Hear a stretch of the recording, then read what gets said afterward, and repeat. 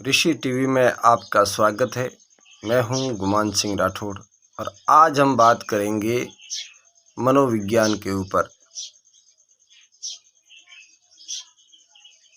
मनोवैज्ञानिक और मनोविज्ञान ये एक बहुत बड़ा विषय है और वो हमारे मन से जुड़ा हुआ है। हम शिव संकल्प करते हैं और शिव का एक दूसरा नाम है कल्याणकारी। जैसे इस पृथ्वी पर सबसे बड़ा राज्य राम जी का था और कण कण में पूरे विश्व में राम से बड़ा कोई राजा नहीं हुए हैं, न होंगे। लेकिन लोग ये भूल कर देते हैं कि सिकंदर ने पूरी पृथ्वी को जीत लिया था, तो ये उनकी भूल है। सिकंदर ने पूरी पृथ्वी को नहीं जीता था और वो बीच में ही अपने राज्य में जाने से पहले ही रास्ते में ही मर चुका था। और तब आप सब जानते हैं कि सिकंदर ने कहा था कि मेरे दोनों हाथ अर्थी के बाहर फैला के रख दो ताकि दुनिया देखे कि मैं कुछ लेके नहीं जा रहा हूँ। लेकिन राम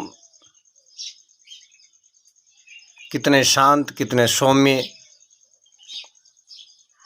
और उन्हें कभी किसी भी प्रकार का उनका मन कभी खिन्न नहीं हुआ। तो ये शिव संकल्प क्या होता है, जिसमें विश्व का जो कल्याण होता है उसको शिव संकल्प कहते हैं। और अगर किसी का अनिष्ट करने का मन होता है उसे आप गंदा मन कह सकते हैं। तो कुछ राजा हुए जैसे सिकंदर, वो गंदे मन से पूरी पृथ्वी को जीतना चाहता था, लेकिन आखिर वो जीत नहीं पाया। युधिष्ठिर का राज्य भी राम जी से बड़ा नहीं था, क्योंकि वेदों में ये सारी चीज़ें आपको मिलेगी।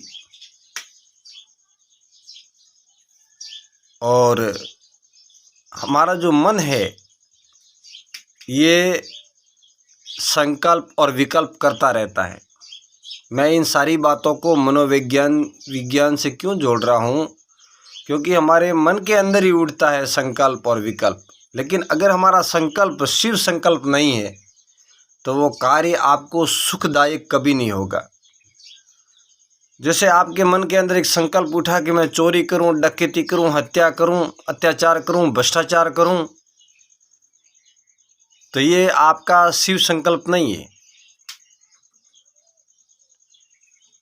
लेकिन मैं जगत का कल्याण करूं, किसी का भला करूं, दान करूं, किसी को सुख पहुंचाऊं, ये एक शिव संकल्प है।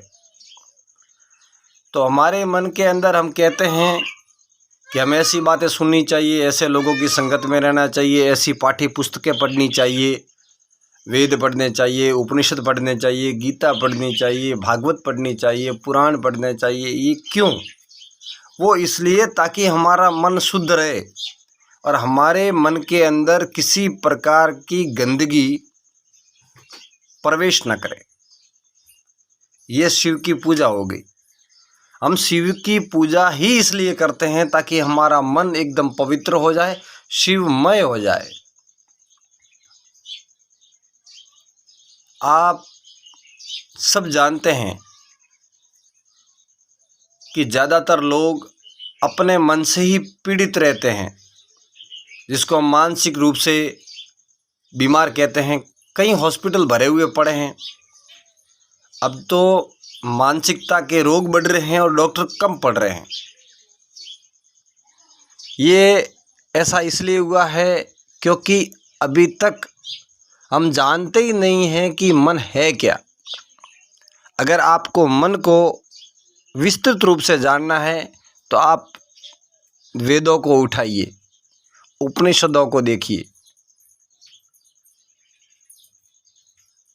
कपिल मुनि उनके शास्त्रों को पढ़िए, तब आपको समझ में आएगा कि हमारे इस शरीर में मन का क्या रोल है, बुद्धि का क्या है, चित्त है, अहंकार है, इंद्रियां हैं, आत्मा, ये सारी चीज़ें हैं। तब आपको समझ में आएगी, क्योंकि जब तक आप किसी चीज़ की जड़ को नहीं समझेंगे तब तक कुछ भी पता नहीं चलेगा कि इसका कारण क्या है।